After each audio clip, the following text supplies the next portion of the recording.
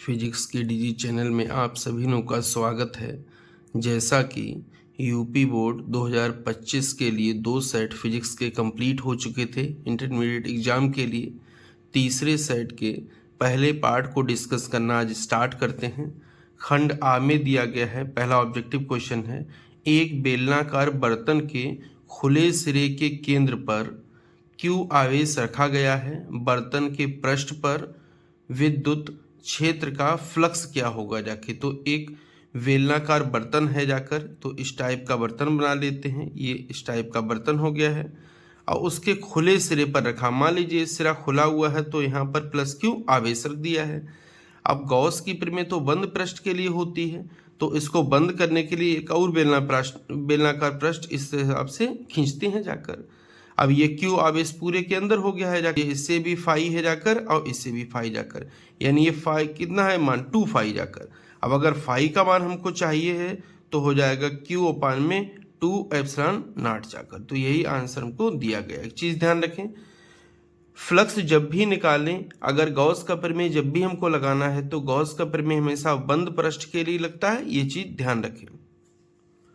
दूसरा क्वेश्चन, पूर्व दिशा में प्रक्षेपित एक इलेक्ट्रॉन चुंबकीय क्षेत्र द्वारा उत्तर दिशा की ओर विक्षेपित हो जाता है। चुंबकीय क्षेत्र की दिशा हो सकती है जाकर। अब चुंबकीय क्षेत्र द्वारा देखिए, पूर्व दिशा में प्रक्षेपित एक इलेक्ट्रॉन, यानी इलेक्ट्रॉन अगर पूर्व दिशा में जा रहा है तो धारा की दिशा आई किधर होगी जाकर, पश्चिम में होगी जाकर। धारा की दिशा आई किधर होगी, पश्चिम में होगी जाकर। इलेक्ट्रॉन चुंबकीय क्षेत्र द्वारा उत्तर दिशा की ओर विक्षेपित हो जाता है, उत्तर दिशा की ओर विक्षेपित हो जाता है। अब उत्तर दिशा की ओर लग रहा है बल जाकर, तो F क्या है जाकर, बल लग रहा है उत्तर की दिशा में जाकर। तो चुंबकीय क्षेत्र यानी B का दिशा पूछा गया है, तो B की दिशा होगी वो कागज के तल के लंबवत कहाँ होगी, नीचे की ओर। ज्ञात कैसे करेंगे, फ्लेमिंग के बाएं हाथ के नियम से। फ्लेमिंग के बाएं हाथ का नियम में F होता है, ये B होता है, ये I के बारे में बताता, तो F B I लगा लेंगे तो यहां से B की डायरेक्शन हमको पता लग जाएगी। नेक्स्ट क्वेश्चन, पहले का क्या दिया है, समतल विद्युत चुंबकीय तरंगों के पथ में एक मुक्त इलेक्ट्रॉन रखा है। अब रखा है तो उसका वेग क्या होगा, 0 होगा जाकर। इलेक्ट्रॉन गति करना प्रारंभ करेगा जाकर, किसकी दिशा में कर। अब देखिए विद्युत चुंबकीय तरंगे हैं जाकर, तो विद्युत भी बल लग रहा होगा और चुंबकीय बल भी लग रहा होगा।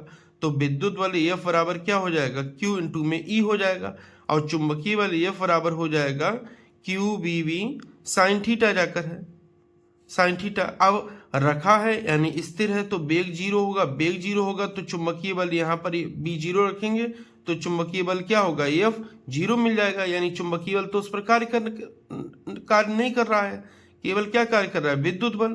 तो जो कण होगा वो विद्युत क्षेत्र की दिशा में, या इलेक्ट्रॉन होगा जो विद्युत क्षेत्र की दिशा में गति करने लगेगा। नेक्स्ट, एक द्वि उत्तल लेंस के प्रत्येक पृष्ठ की वक्रता त्रिज्या R है जाकर। एक द्वि उत्तल लेंस, उसकी प्रत्येक पृष्ठ की वक्रता त्रिज्या कितनी है, R, यानी R1 बराबर हो जाएगा प्लस का R और R2 बराबर हो जाएगा माइनस का R जाकर। उसके पदार्थ का अपवर्तनांक म्यू हमको दे रखा है, कितना है, 1.5 जाकर है। के लिए कौन सा संबंध ठीक है जाकर, तो लगाएंगे सूत्र 1/F बराबर म्यू माइनस 1, और यहाँ पर हो जाएगा 1/R1 माइनस का 1/R2 जाकर है। तो बराबर म्यू का मान कितना है, 1.5 माइनस 1, ये हो जाएगा 1/R, माइनस माइनस प्लस हो जाएगा, फिर यहाँ पर 1/R हो जाएगा। जब हल करेंगे जाकर तो यहाँ 1/F रहेगा, 1.5 से जब 1 माइनस करेंगे तो बचेगा 0.5, 0.5 जाकर है। और यहाँ पर 1/R मिलके हो जाएगा 2/R जाकर है। तो ये 1/, ऐसे ही रहेगा, दशमलव हटाएंगे तो नीचे कितना बढ़ाएंगे, 10 बढ़ाएंगे, और यहाँ हो जाएगा 2/R। तो 5 दूनी 10 और 10 ये दोनों इससे कट जाएंगे, तो आ जाएगा F बराबर R, यहाँ से F बराबर R आया है। प्रश्न संख्या 1 डा देखते हैं, 220 वोल्ट के प्रत्यावर्ती धारा स्रोत का शिखर विभव है जाकर, शिखर विभव है जाकर। अब देखिए जो हमको वैल्यू दे रखी रहती है नॉर्मल प्रत्यावर्ती धारा में, वो वैल्यू होती है Vrms वैल्यू होती है। तो लिख लिए हैं Vrms बराबर 220 वोल्ट और Vrms और V0 क्या है, प्रत्यावर्ती धारा का शिखर मान, वोल्टेज का शिखर मान। तो इनके बीच में संबंध ये होता है, तो Vrms बराबर हो जाएगा V0 अपान में √2। तो यहाँ से V0 का मान निकाल लेंगे तो √ कहाँ चला जाएगा, इसके गुणा में जाकर। तो V0 बराबर हो जाएगा जाकर Vrms गुणा में √2 जाकर। Vrms का मान कितना है 220 वोल्ट, √2 का मान कितना 1.41 जाके गुणा करेंगे तो लगभग में 310 या 311 वोल्ट आ जाएगा। यही प्रत्यावर्ती धारा स्रोत का शिखर विभव है जाकर। आगे बढ़ते हैं, प्रश्न संख्या 1 चाको देखते हैं। शुद्ध अर्धचालक को अपमिश्रित करने पर उसकी चालकता बढ़ जाती है। देखिए किसी भी शुद्ध अर्धचालक को जब हम अपमिश्रित करते हैं जाकर तो उसमें इलेक्ट्रॉन होल्स की संख्या बढ़ जाती है। इलेक्ट्रॉन होल्स की संख्या बढ़ जाएगी तो यानी चालकता बढ़ जाएगी। तो चालकता बढ़ जाती है जब उसको डोप्ड कर देते हैं या फिर अपमिश्रित कर देते हैं।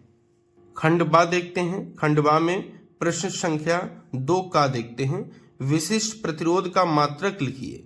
तो देखिए R बराबर होता है ρL अपान में A जाकर, जहां रो क्या है विशिष्ट प्रतिरोध है तो रो का मान निकालिए, RA अपान में L हो गया। अब R प्रतिरोध है तो मात्रक ओम लिख लिए हैं, A क्षेत्रफल है तो मात्रक मीटर स्क्वायर लिख लिए हैं, L लंबाई है तो मात्रक मीटर लिख लिए हैं। 1 मीटर से मीटर कट जाएगा तो बचेगा जाके ओम मीटर, यानी विशिष्ट प्रतिरोध का मात्रक क्या होता है ओम मीटर। नेक्स्ट देखते हैं प्रश्न संख्या 2 खा। धनात्मक Z अक्ष में रखे लंबे तार में 10 एम्पियर धारा कितनी है 10 एम्पियर की विद्युत धारा प्रवाहित हो रही है। चुंबकीय क्षेत्र की तीव्रता का मान इतने इतने पर ज्ञात कीजिए जाकर। अब देखते हैं आई हमको दे रखा है 10 एम्पियर, हमने नोट कर लिया है जाकर। बिंदु यहां से आपको मिल जाएगा, ये x है, ये y है, ये z डायरेक्शन में दूरी है जाकर। तो जो x डायरेक्शन में दूरी r बराबर 10 सेंटीमीटर दे रखी, मीटर बदल लिए तो 0.1 मीटर हो गया है। हमसे पूछा क्या है चुंबकीय क्षेत्र B हमारा है क्वेश्चन मार्क जाकर। लंबे तार के कारण चुंबकीय क्षेत्र की तीव्रता, लंबे तार के चुंबकीय क्षेत्र की तीव्रता का सूत्र होता है B बराबर μ0 अपान में 2 पाई I अपान में R जाकर। μ0 अपान में 2 पाई का मान होता है 2 × 10⁻⁷। I का मान दे रखा है 10, R का मान दे रखा है 0.1। सॉल्व करेंगे तो B बराबर आ जाएगा 2 × 10⁻5 वेबर प्रति मीटर स्क्वायर। नेक्स्ट प्रश्न संख्या 2 गा को देखते हैं। लेंज का नियम लिखिए, यानी इसमें हमको लेंज का नियम लिखना है। तो किसी वैद्युत परिपथ में प्रेरित विद्युत वाहक बल अथवा प्रेरित धारा की दिशा सदैव ऐसी होती है कि यह उस कारण का विरोध करती है जिससे वह स्वयं उत्पन्न होती है। फिर ध्यान सुन लें, किसी वैद्युत परिपथ में प्रेरित विद्युत वाहक बल अथवा प्रेरित धारा की दिशा सदैव ऐसी होती है कि यह उस कारण का विरोध करती है जिससे वह स्वयं उत्पन्न होती है। अब उत्पन्न कब हुई थी, जब फ्लक्स परिवर्तन हुआ, यानी धारा जो होगी या फिर प्रेरित विद्युत वाहक बल होगा वो किसका विरोध करेगा, फ्लक्स परिवर्तन का विरोध करेगा जाकर। नेक्स्ट प्रश्न संख्या 2 घा देखते हैं। पूर्ण आंतरिक परावर्तन क्या है जाकर। पूर्ण आंतरिक परावर्तन को बताना है हमको। देखते हैं, यदि आपतन कोण का मान क्रांतिक कोण से अधिक हो जाकर तो प्रकाश विरल माध्यम में नहीं जाता बल्कि संपूर्ण प्रकाश परावर्तित होकर कहाँ जाता है, सघन माध्यम में ही लौट आता है। इस घटना को प्रकाश का पूर्ण आंतरिक परावर्तन कहते हैं। पूर्ण आंतरिक परावर्तन देखते हैं, ये होता है ऊपर माध्यम हमारा हो गया है सघन और नीचे माध्यम हो गया है विरल जाकर। ये कोई प्रकाश किरण आपतित हुई जाकर और ये जो आपतन कोण इसका है वो क्रांतिक कोण से ज्यादा है जाकर, तो प्रकाश किरण इधर ना जाकर कहाँ जाती है, उसी माध्यम में वापस चली जाती है जाकर। तो इस घटना को हम कहते हैं पूर्ण आंतरिक परावर्तन। प्रश्न संख्या 2 डा देखते हैं। कार्यफलन की परिभाषा दीजिए। वह न्यूनतम ऊर्जा जो किसी धातु से प्रकाश इलेक्ट्रॉनों का उत्सर्जन करा सके धातु का कार्यफलन कहलाता है। यानी अगर कार्यफलन से कम ऊर्जा का प्रकाश आपतित होगा किसी धातु के पृष्ठ पर तो वहां से इलेक्ट्रॉनों का उत्सर्जन नहीं होगा। तो देखते हैं एक बार फिर, वह न्यूनतम ऊर्जा यानी सबसे कम ऊर्जा यही है जाकर कार्यफलन वाली, तो वह न्यूनतम ऊर्जा जो किसी धातु के पृष्ठ से इलेक्ट्रॉनों का उत्सर्जन करा सके धातु का कार्यफलन कहलाती है। इसे हम किससे प्रदर्शित करते हैं? W से प्रदर्शित करते हैं। प्रश्न संख्या 2-4 देखते हैं। फोटान की ऊर्जा का व्यंजक प्लांक नियतांक h एवं तरंग दैर्ध्य लैम्डा के पदों में लिखिए। तो फोटान की ऊर्जा होती है E बराबर hc/λ जाकर, ये फोटान की ऊर्जा का व्यंजक है प्लांक नियतांक h और तरंग दैर्ध्य लैम्डा में। नेक्स्ट क्वेश्चन देखते हैं। खंड सा में प्रश्न संख्या 3 का को देखते हैं। उपयुक्त परिपथीय आरेख खींचकर वैद्युत परिपथ संबंधी किरचॉफ के नियम लिखिए। यानी हमको परिपथ आरेख भी खींचना है, फिर हमको क्या बताने हैं? किरचॉफ के नियम लिखने हैं। तो किरचॉफ के नियम को देखते हैं। पहला नियम जो होता है उसी को कहते हैं धारा नियम और उसी को कहते हैं संधि नियम। यानी किरचॉफ का पहला नियम धारा का नियम या संधि का नियम एक ही बात होती है। तो देखते हैं, किसी वैद्युत परिपथ में किसी भी संधि पर मिलने वाली धाराओं का बीजगणितीय योग 0 होता है। अब बीजगणितीय योग की बात कर रहा है तो दिशा काउंट करी जाएगी, यानी दिशा के साथ किसी संधि पर मिलने वाली धाराओं का योग क्या होता है? 0 होता है। इसी को हम पहला नियम कहते हैं, यानी समेशन I बराबर हो जाएगा 0 जाकर।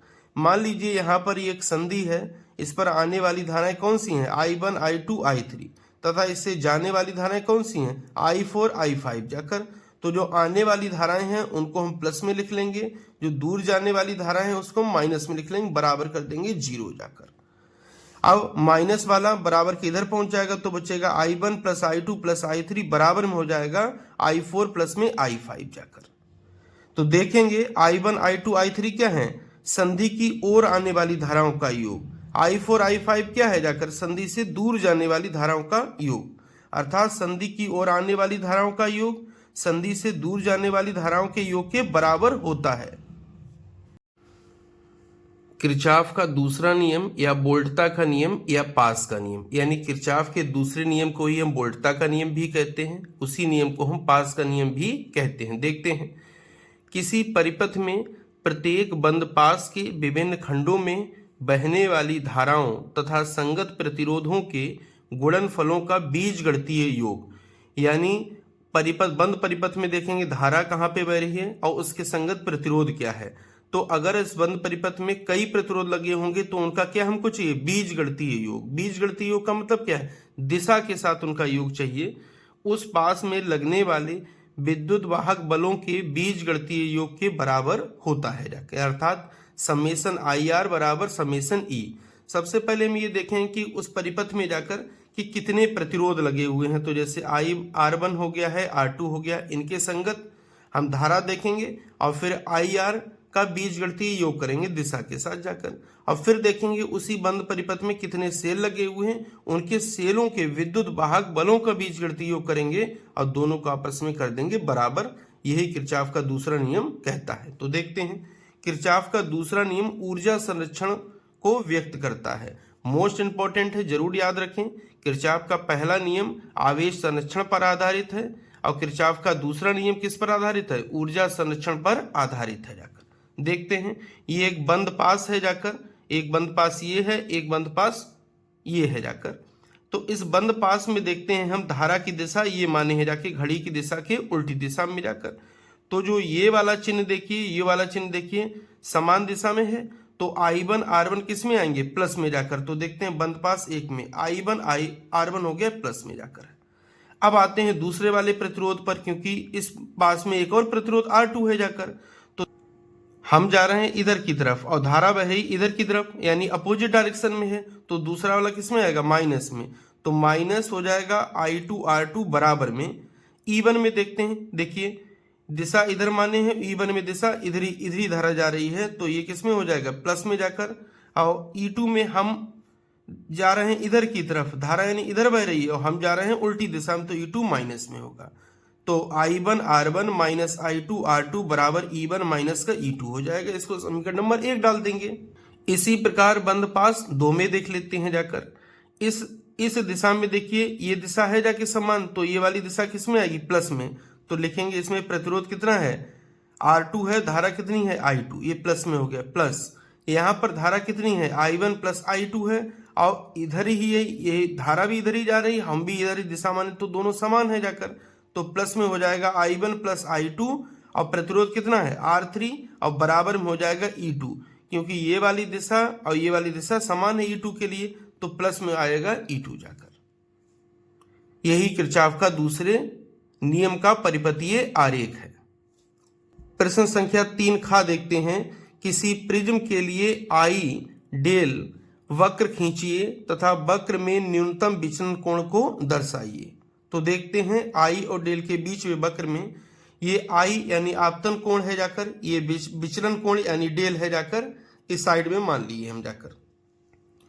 किसी प्रिज्म के लिए विचलन कोण का मान आपतन कोण पर निर्भर करता है, यानी विचलन कोण का मान किस पर निर्भर करता है, आपतन कोण पर निर्भर करता है।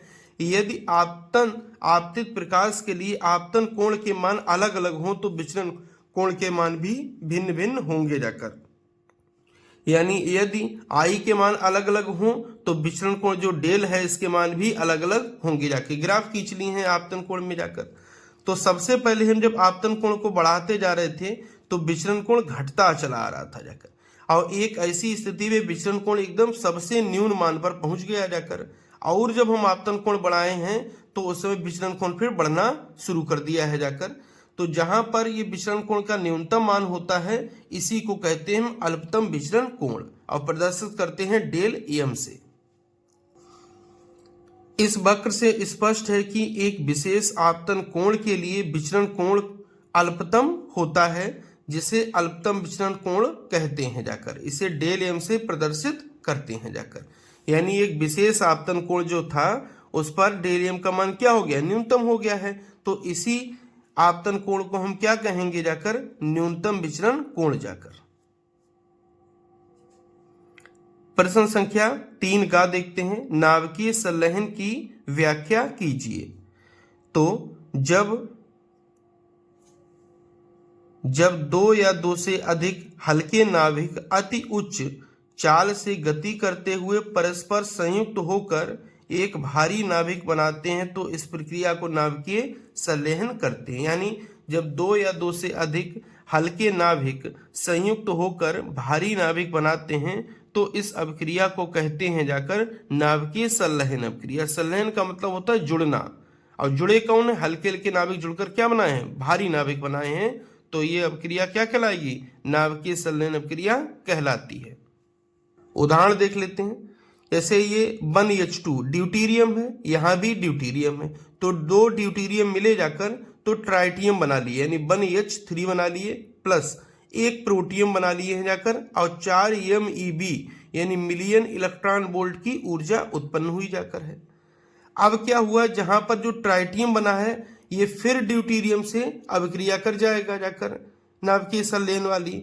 तो ट्राइटियम ड्यूटीरियम से अभिक्रिया करेगा तो यहाँ बनाएगा हीलियम बनेगा जाकर। यहाँ क्या बनेगा, हीलियम, और ये न्यूट्रॉन बनेगा और 17.6 MeV ऊर्जा निकलेगी जाकर। दोनों अभिक्रियाओं को जोड़ लेते हैं तो 1H3 कैंसिल हो जाएगा। यहाँ क्या बचेगा, 1H2 यानी 3 ड्यूटीरियम है तो 3 ड्यूटीरियम हो गए हैं जाकर। ये हीलियम नाभिक हो गया, हीलियम हो गया है, ये हाइड्रोजन हो गया, हाइड्रोजन हो गया है, और यहाँ न्यूट्रॉन हो गया। दोनों को जोड़ देंगे तो 21.6 MeV ऊर्जा आ जाएगी। प्रश्न संख्या 3 घा देखते हैं। मोस्ट इंपॉर्टेंट है, ऐसे क्वेश्चन को जरूर देखें। चित्र में प्रदर्शित परिपथ में बैटरी से धारा ज्ञात कीजिए, यानी बैटरी से जो प्रवाहित होने वाली होगी वो धारा हम ज्ञात करेंगे। तो सबसे पहले देख लेते हैं 1, 2, 3 डायोड लगे हैं कि कौन से डायोड अग्र अभिनत में होंगे, कौन से डायोड पश्च अभिनत में होंगे, क्योंकि धारा केवल अग्र अभिनत में बहती है, पश्च अभिनत में धारा नहीं बहती है जाकर। तो ये प्लस वाला सिरा है तो इसके प्लस वाले से जुड़ा है जाकर, और ये माइनस वाला सिरा इसके माइनस वाले से, यानी ये तो अग्र अभिनत में है। ऊपर वाला भी सेम एडिटिव सेम यही है जाकर, यानी ये भी अग्र अभिनत है, इसमें भी धारा बहेगी जाकर। बीच वाला देखते हैं, ये प्लस वाला सिरा गया है एन वाले सिरे से, और यह माइनस वाला सिरा गया है पी वाले सिरे से जुड़ा है जाकर, यानी ये पश्चाभिनत में है बीच वाला। जब पश्चाभिनत में है तो इसमें कोई धारा प्रवाहित नहीं होगी, यानी इस पूरी भुजा का कोई मतलब नहीं है, ना ही इसके डायोड का मतलब है, ना ही इसके प्रतिरोध का मतलब है। यानी अब केवल दो प्रतिरोध ये बचे हुए हैं और दो डायोड बचे, इनसे धारा प्रवाहित होगी जाकर। अब धारा यहां पर पहुंची, यहां पर धारा का विभाजन हुआ, कुछ धारा इधर गई कुछ धारा इधर गई। तो जहां धारा का विभाजन होता है वो कौन सा क्रम होता है? समांतर क्रम संयोजन होता है जाकर। तो देखते हैं, 2 ओम प्रतिरोध से जुड़ा डायोड पश्च अभिनत में है, अतः इसमें धारा प्रवाहित नहीं होती है। 6 ओम तथा 3 ओम से जुड़े डायोड अग्र अभिनत में है, अतः इनमें से धारा प्रवाहित होती है।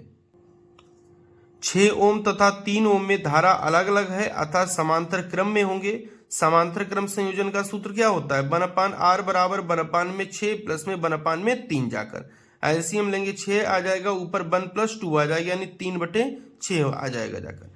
काट लेंगे, यहाँ पर 1 यहाँ पर 2, सीधा करेंगे तो r बराबर आ जाएगा 2 ओम। ओम के नियम से B बराबर IR, तो B दिया गया है 10 वोल्ट की बैटरी है, I हमको ज्ञात करना है, R अभी आया है 2 जाकर। तो हल कर लेंगे तो I बराबर आ जाएगा 5 एम्पियर जाकर। प्रश्न संख्या 4 का देखते हैं। गॉस का नियम लिखिए, एक समान आवेश सीधे तार के निकट वैद्युत क्षेत्र के सूत्र का निगमन कीजिए। यानी सबसे पहले हमको गॉस के नियम को बताना है और बाद में इस नियम का प्रयोग करके एक समान आवेशित सीधे तार के निकट विद्युत क्षेत्र के लिए सूत्र की स्थापना करनी है जाकर। गॉस का नियम होता है फाई बराबर में Q/ε0 जाकर है, अर्थात बंद पृष्ठ से गुजरने वाला कुल विद्युत फ्लक्स उस बंद पृष्ठ के द्वारा घेरे गए कुल आवेश का 1/ε0 गुना होता है जाकर। इसी को हम क्या कहते हैं? गॉस का नियम कहते हैं। फिर एक बार देख लेंगे, किसी बंद पृष्ठ से गुजरने वाला कुल विद्युत फ्लक्स उस पृष्ठ के द्वारा घेरे गए आवेश का 1/ε0 गुना होता है। माना एक अनंत लंबाई का तार है जिसका रेखीय आवेश घनत्व लैम्डा है, जिससे स्मॉल r दूरी पर एक बिंदु P है। यानी देखिए ये तार है, इससे स्मॉल r दूरी पर एक बिंदु क्या है? P है जाकर, जिस पर तार के कारण विद्युत क्षेत्र की तीव्रता ज्ञात करनी है जाकर। अब तार के कारण अगर विद्युत क्षेत्र की तीव्रता ज्ञात करनी है तो P बिंदु से जाने वाले एक बेलनाकार गॉसियन पृष्ठ को खींचते हैं। इसके लिए P बिंदु से जाने वाले एक बेलनाकार गॉसियन पृष्ठ को खींचते हैं जाकर। तो देख लीजिए, यहां पर एक बिंदु P कंसीडर कर लीजिए हैं, एक यहां पर कंसीडर कर ली है। अब धनावेशित तार है तो विद्युत क्षेत्र की तीव्रता बाहर की ओर होगी, यहां भी बाहर की ओर, यहां भी बाहर की ओर। अब इस पर अगर हम क्षेत्रफल सदिश देखें तो इसी डायरेक्शन में होगा, तो दोनों के बीच कोण कितना हो जाएगा? 0 डिग्री। अगर इस पृष्ठ पर क्षेत्रफल सदिश देखें तो इस पर क्षेत्रफल सदिश कहाँ होगा? ऊपर की ओर होगा, और दोनों के बीच क्या होगा? कोण 90 डिग्री होगा। अगर कोण 90 डिग्री होगा तो इस वाले जो पृष्ठ से गुजरने वाला फ्लक्स होगा फाई बराबर E/dA cos थीटा जाकर। थीटा कितना हो जाएगा? 90 डिग्री। तो cos 90 का मान 0 होता है तो 0 हो जाएगा जाकर। अगर इस वक्रीय भाग से देखें आकर तो फाई बराबर हो जाएगा E/dA cos 0 जाकर, और cos 0 का मान होता है 1, यानी फाई बराबर हो जाएगा E में dA जाकर। अब dA क्या है? वक्रीय भाग का पृष्ठीय क्षेत्रफल। तो वक्रीय भाग का जो पृष्ठीय क्षेत्रफल होता है वो होता है 2πr/L जाकर। अतः गॉसियन पृष्ठ के वक्रीय भाग से गुजरने वाला कुल वैद्युत फ्लक्स जाकर, तो फाई E बराबर हो जाएगा बंद पृष्ठ के सापेक्ष समाकलन E वेक्टर डॉट में dA वेक्टर। जब डॉट हटाएंगे जाके तो कास आ जाएगा, तो हो जाएगा E/dA cos थीटा जाकर। अब वक्रीय अभिभाग के लिए बताए थे थीटा कितना है? 0 डिग्री है, तो यहाँ 0 रख देते हैं, cos 0 का मान होता है 1 जाकर। तो क्लोज्ड पाथ के लॉन्ग इंटीग्रेशन हो जाएगा, E/dA हो जाएगा। E बाहर निकल जाएगा, समाकलन उसके साथ जाता है जिसमें परिवर्तन होता है, यानी dA के साथ आ जाएगा। जब समाकलन का चिन्ह डीए के साथ आ जाएगा इसका मतलब क्या है, कुल पृष्ठीय क्षेत्रफल किसका, वक्रीय भाग का, तो वो होता है 2 पाई आर ई एल जाकर। तो फाई बराबर हो जाएगा, फाई ई बराबर हो जाएगा ई गुणा में हो जाएगा 2 पाई आर ई एल, समीकरण नंबर 1 जाकर। गॉस के नियम से, गॉस का नियम क्या कहता है, फाई ई बराबर होता है क्यू अपान में एप्सिलॉन नॉट। तो समीकरण 1 और 2 को क्या कर देते हैं, बराबर, तो ये हो जाएगा ई गुणा में 2 पाई आर एल और गुणा में हो जाएगा बराबर हो जाएगा क्यू अपान में एप्सिलॉन नॉट। यहाँ से ई का मान निकाल लिए तो ई बराबर हो जाएगा क्यू अपान में 2 पाई एप्सिलॉन नॉट आर और इंटू में ई एल जाकर है। अब अभी बताए थे रेखीय आवेश घनत्व होता है वो लैम्डा होता है, लैम्डा बराबर होता है क्यू अपान में ई एल जाकर। तो यहाँ से क्यू का मान निकाल लीजिए तो क्यू बराबर हो जाएगा लैम्डा ई एल जाकर। तो ई बराबर हो जाएगा लैम्डा एल, इस क्यू की जगह क्या रख दिए, लैम्डा एल, अपान में हो जाएगा 2 pi epsilon naught R into में ई एल जाकर। तो एक एल से एक कट जाएगा तो बचेगा ई बराबर में लैम्डा अपान में 2 पाई एप्सिलॉन नॉट इंटू में आर जाकर। यही सीधे तार के कारण उसके निकट किसी बिंदु पर विद्युत क्षेत्र की तीव्रता का सूत्र है। नेक्स्ट क्वेश्चन देखते हैं, प्रश्न संख्या 4 खा। दर्शाए गए परिपथ में 2 ओम तथा 10 ओम के प्रतिरोधकों में प्रवाहित धाराएं एवं संधारित्र पर आवेश की गणना कीजिए। मोस्ट इंपॉर्टेंट है, ध्यान से समझिए इसको। जिसमें संधारित्र लगा हुआ है, देखिए जब ये बैटरी लगाएंगे तो संधारित्र चार्ज होगा, जब चार्ज हो जाएगा, फुली चार्ज हो जाएगा तो इसमें कोई धारा प्रवाहित नहीं होगी। जब धारा प्रवाहित नहीं होगी तो ये प्रतिरोध बेकार हो गया, यानी इसमें भी कोई धारा प्रवाहित नहीं होगी।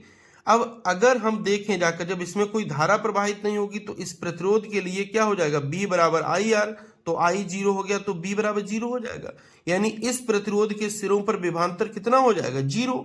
अब जितना विभवांतर इस पर होगा उतना ही विभवांतर इस पर होगा, क्यों, क्योंकि दोनों समांतर क्रम में है जाकर। तो अगर हम इसका विभवांतर निकाल लें तो वही विभवांतर क्या हो जाएगा, इस पर हो जाएगा, क्योंकि इस पर तो विभवांतर 0 है जाकर। फिर Q बराबर सी भी लगा देंगे तो यहां से Q का मान हमको मिल जाएगा जाकर। तो सबसे पहले धारा को देखते हैं जाकर। अब देखिए इसमें तो धारा 0 हो गई और ये सेल लगा हुआ है और ये सेल का है आंतरिक प्रतिरोध R जाकर है। तो धारा का सूत्र I बराबर हम लगाएंगे जाकर सबसे पहले E अपान में स्मॉल r प्लस में कैपिटल R। E हमको दिया है 2, स्मॉल r ये है, कैपिटल R ये है। इस पूरी भुजा को काउंट नहीं करना है क्योंकि इसमें कोई धारा नहीं होगी। जब धारा ही प्रवाहित नहीं होगी तो उसके प्रतिरोध का क्या मतलब होगा जाकर, कोई मतलब नहीं है। तो देखते हैं, C के पूर्ण आवेशित हो जाने के बाद इसमें धारा का प्रवाह बंद हो जाता है, यानी इसमें कोई भी धारा प्रवाहित नहीं होती है। अतः शेष परिपथ में प्रवाहित धारा के लिए क्या हो जाएगा, E बराबर 2 वोल्ट दिया है, R बराबर 2 ओम दिया है, कैपिटल R बराबर 8 ओम दिया है। तो I बराबर हो जाएगा E डिवाइड हो जाएगा स्मॉल r प्लस में कैपिटल R। E का मान कितना दिया है 2, स्मॉल r का मान भी 2 है, कैपिटल R का मान भी 8 है जाकर। तो 2/10 हो जाएगा, हल करेंगे तो 1/5 एम्पियर आ जाएगा। 10 ओम में धारा 0 होगी, अतः 10 ओम प्रतिरोध के सिरों के बीच विभवांतर भी कितना होगा, 0 होगा जाकर है। 10 ओम तथा 8 ओम समांतर क्रम में है, अतः जो विभवांतर 8 ओम के सिरों के बीच होगा वही संधारित्र C पर होगा। अभी हम बताए थे क्योंकि 10 ओम प्रतिरोध पर विभवांतर हो गया 0 है जाकर। अब 8 ओम वाला है जो, और जो संधारित्र है वो किसमें है, समांतर क्रम में है। तो 8 ओम के सिरों के बीच को विभवांतर होगा वही उस संधारित्र पर होगा जाकर, क्योंकि 10 ओम पर विभवांतर कितना है, 0 है। तो B बराबर IR लगा दी, किसके लिए, 8 ओम के लिए। तो 1/5 हो गया, गुणा में 8 हो गया है जाकर। तो B बराबर आ जाएगा 8/5 वोल्ट।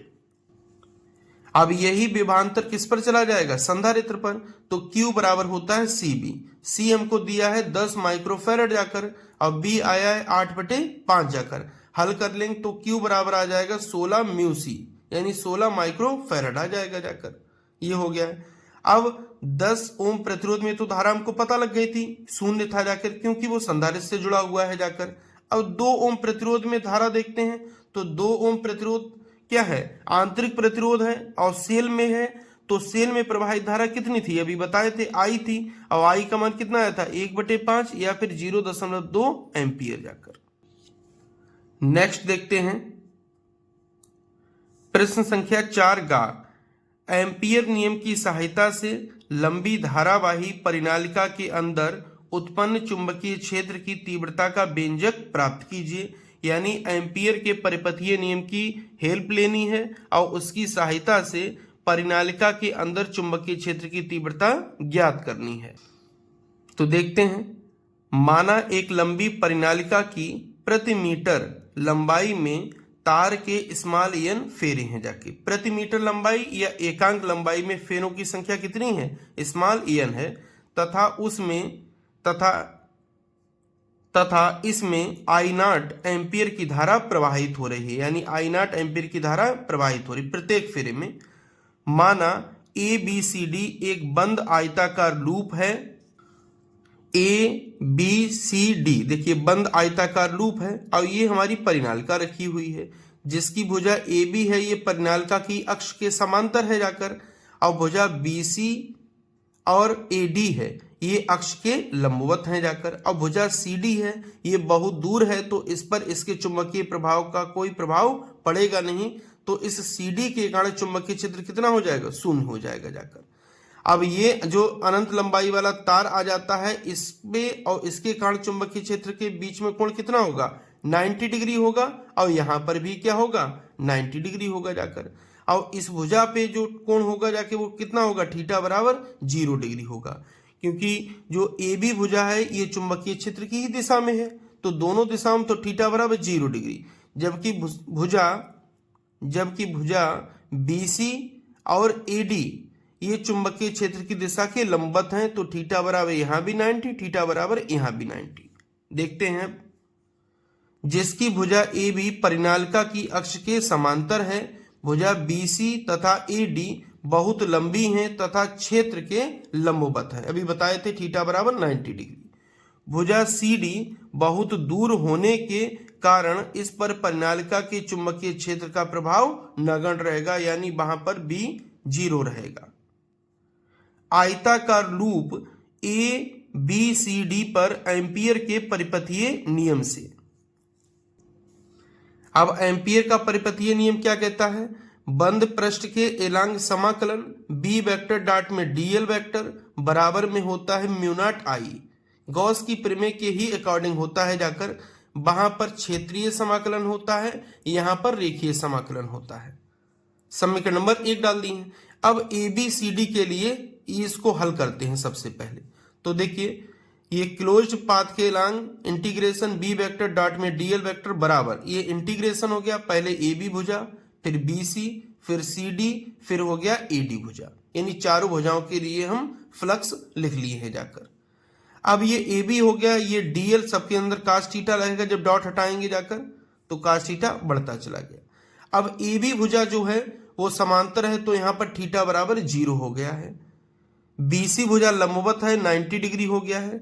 CD भुजा बहुत दूर है, तो वहां चुंबकीय क्षेत्र का प्रभाव 0।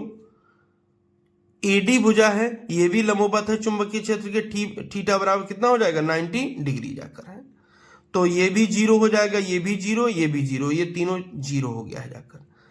अब मान लिए हैं कि AB भुजा की कुल लंबाई कितनी है, x है जाकर, तो देखते हैं ये B रहेगा, समाकलन किसके साथ जाएगा, DL के साथ, यानी जिसमें परिवर्तन हो रहा है। समाकलन DL का मतलब है और AB का मतलब है जाकर कि AB की कुल लंबाई जो कि हम कितना मान चुके हैं, x, तो यहां पर हो जाएगा x जाकर, और B पहले ही रहा, समीकरण नंबर 2 हो गया। ये समीकरण नंबर 2 है, यहां पर समीकरण नंबर 1 है। अब हम इन दोनों को बराबर करेंगे। प्रति मीटर लंबाई या एकांक लंबाई में फेरों की संख्या कितनी है, स्मॉल n है, तो x मीटर लंबाई में फेरों की संख्या कितनी होगी, n(x) होगी। एकांक लंबाई में फेरों की संख्या n है, तो x लंबाई में फेरों की संख्या कितनी होगी, n(x) होगी जाकर है। अब एक फेरे में जो धारा है कितनी है, I0 है।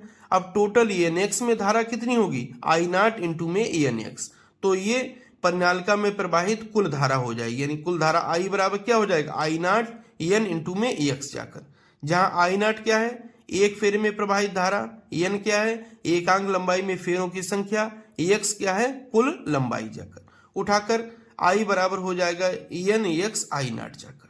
अब समीकरण 1-2 को बराबर करते हैं तो हो जाएगा बी एक्स बराबर में म्यू नॉट आई जाकर, तो ये बी एक्स ही रहेगा, यहाँ पर म्यू नॉट ही रहेगा। इस आई का मान ये वाला उठा के यहाँ रख दिए हैं जाकर, एक्स से एक्स कट जाएगा तो यहाँ बचेगा बी और यहाँ बचेगा म्यू नॉट एन, ये हो जाएगा आई नॉट जाकर।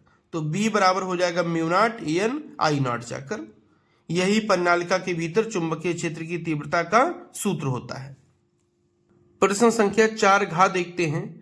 1 मीटर लंबी धातु की छड़ जिसके एक सिरे से जाने वाले लंबवत अक्ष के परिता 400 रेडियन प्रति सेकंड की कोणीय आवृत्ति, यानी ये मान दिया है ओमेगा का, कोणीय आवृत्ति क्या होती ओमेगा, और लंबाई है तो ये मान किसका है एल का।